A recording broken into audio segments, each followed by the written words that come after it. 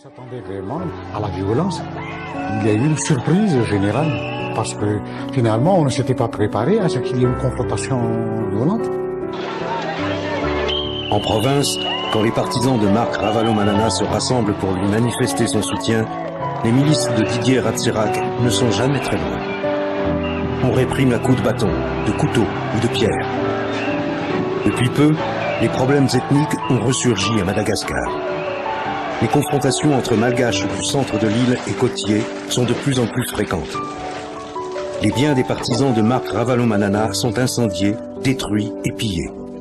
Leur leader réagit.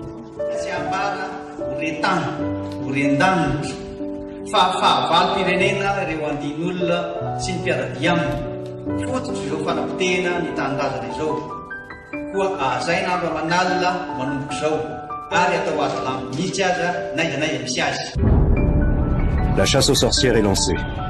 Les murs de la capitale sont couverts d'avis de recherche avec les noms et les adresses des sympathisants de l'ancien régime qui doivent être traqués par la population.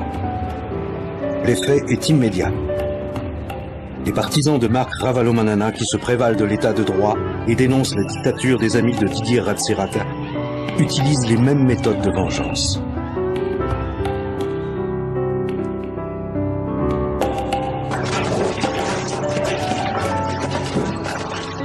Les collaborateurs de l'Amiral Rouge sont persécutés. Leurs biens sont saccagés et brûlés, sans aucun état d'âme. Certains sont venus régler leurs comptes au fusil de chasse.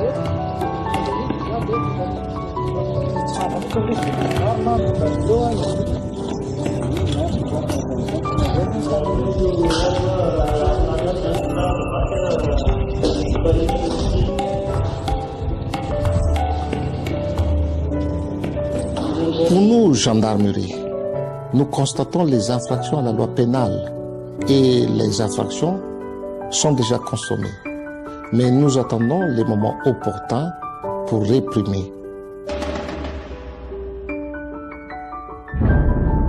Reporters sans frontières appelle les autorités malgaches à protéger les journalistes et à garantir le pluralisme de l'information. La presse nationale et les médias ne sont pas objectifs et soutiennent ouvertement Marc Ravalomanana.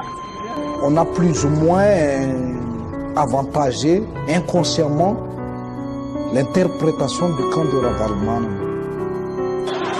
Que ce soit en province ou à Tana, les journalistes malgaches ou étrangers sont sommés de choisir leur camp. Dans le cas contraire, ils sont pris à partie, menacés ou arrêtés.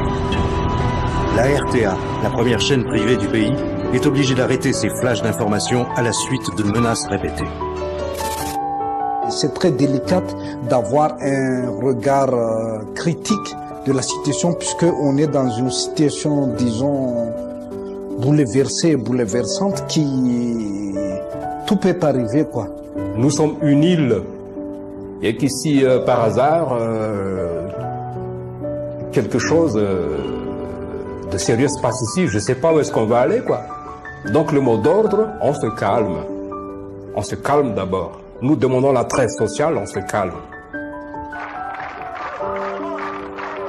Depuis le début de la crise, Didier Ratsirac a mis en place toute une stratégie militaire qui vise à isoler la province d'Antananarivo du reste de l'île pour affaiblir Marc Ravalomanana et ses partisans.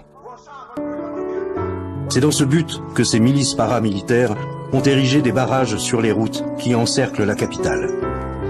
Essence, riz, farine, fruits et légumes, médicaments, rien ne doit passer.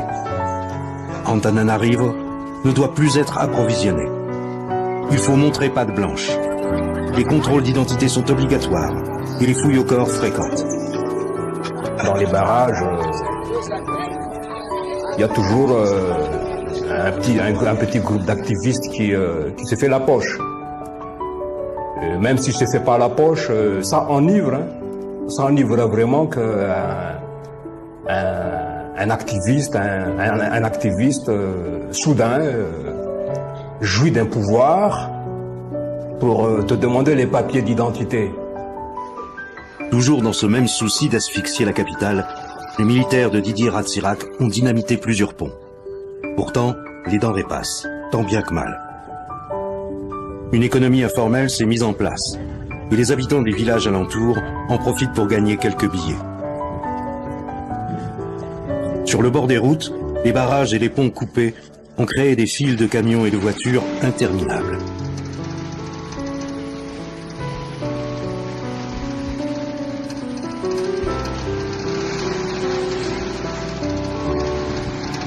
Mais le point d'orgue de la stratégie de Didier Ratsirac, c'est Brickaville. Situé entre Tamatave, le premier port de l'île, et Antananarivo, c'est le barrage anti-économique le plus important. C'est aussi le plus dangereux. Interdiction formelle de filmer.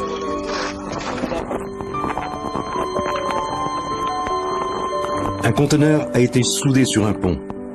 Contrôle des bagages, trafic en tout genre, enlèvement, raquettes, torture.